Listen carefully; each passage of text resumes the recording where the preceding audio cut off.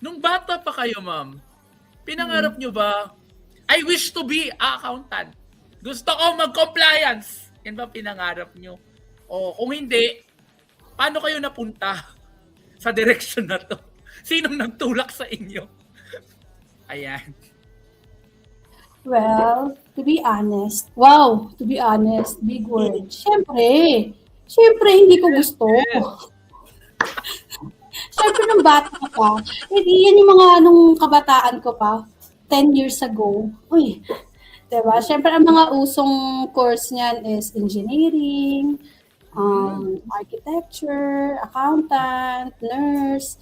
Pero hindi ko talaga naisip na mag-accountancy ako or any related business course.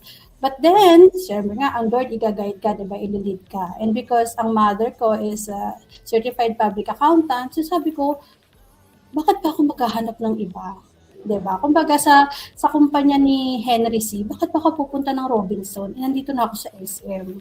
So, minahal ko yun. And nakita ko rin kung paano rin magtrabaho yung mother ko together with my dad.